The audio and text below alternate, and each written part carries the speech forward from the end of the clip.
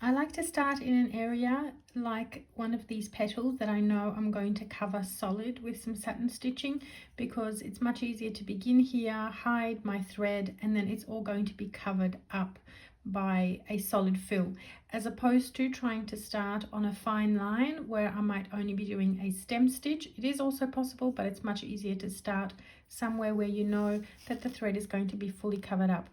I'm just going to scoop up literally 2 strands of my fabric, or 2 threads, and there's no knot on the end of my thread, and I'm just going to keep pulling that until I get to about here, and then I'm going to scoop my needle in and pick up the thread from underneath in a perpendicular way, as little thread as possible, as little of the fabric as possible. So about there, and I'll just show you that on the reverse.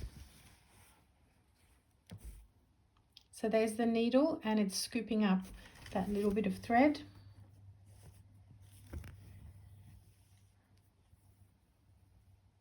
Now when you pull that, that is already quite secure, and all you've got are just these tiny little pieces of thread here and there. I'm just going to scoop it in one more time, and I actually like to push the needle in where this bit of thread is coming out. So I'm going to pop that in there, and I'm going to come out at the top of my petal, ready to start satin stitching. So this is what you're left with, and this is quite easy to cover up with your satin stitches over the top. And on the reverse, there's nothing other than that single stitch, so there are no loose threads and no knots hanging out. So now, as mentioned, I like to divide my shape in half to satin stitch, and then I'm going to do 2 stitches on one side. I think that's all I'm going to need. Whoops. 1 and 2, and then I'm going to start coming out straight away on that side. And again, probably only 2 stitches on that side as well, maybe 3. We'll see. There's 1, probably 3 on that side. 2 and 1 more.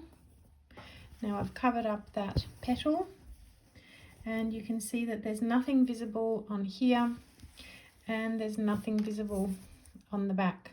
Now if I was going to finish that off here, which I wouldn't, because I would continue stitching all the petals, but if I was going to finish that off here, I would scoop up a couple of threads on the back and half my fabric.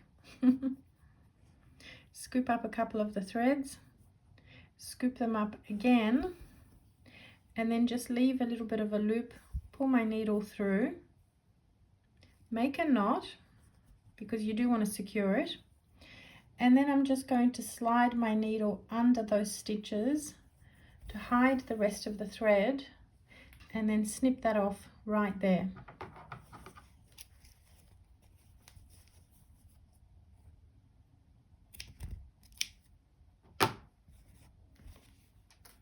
So what you've got now on the reverse is pretty much nothing other than that little bit of tuft that didn't come away completely. My scissors are not very sharp.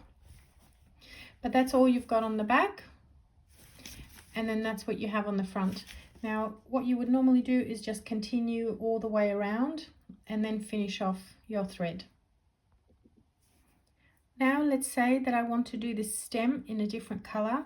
Because I've already got all of these stitches here, I can use the back of the embroidery to hide this orange thread, and I've just got to find where my stem begins. It's right there in between those 2 petals. So what I would do is I would start, let's say over here, hide that, slide it under and under again, and just hide that orange thread, and then I'm just going to secure it on the back just by doing 1 loop and then another. Just give it a tight pull. So now that's secure, and the rest of this thread is hidden under here, and now I can come out and start doing the stem stitch. So this is just a way, if you've already got existing stitches, this is a good way to start anything that's like a line work, because you don't have to hide the thread on a fine line, which is a little bit harder. I mean, it's totally doable, but it's just easier to do the parts of your embroidery that have got solid fills, and then do the parts that have got sort of fine lines, because you've already got an existing stitch underneath that you can hide your thread under. Now, in order to finish this, I would then stab my needle in there. And because I'm so close to this, I would probably travel my thread on the reverse. Mind you, I'm not going to go into this level of detail and trying to hide the thread if I'm just doing something simple like a wall hanging or a cushion or something that's going to be lined, because you don't need to hide the threads this well. So at this point, I would go through the loop and create a little secure knot on the end, just here, and then again slide that under, and then under again. There we go, and snip that, and look at that. This is what the reverse is now looking like. There are no sort of loose threads anywhere. Obviously it's not as neat as the front, but there's nothing here that's going to get caught and tugged or undone. There you go.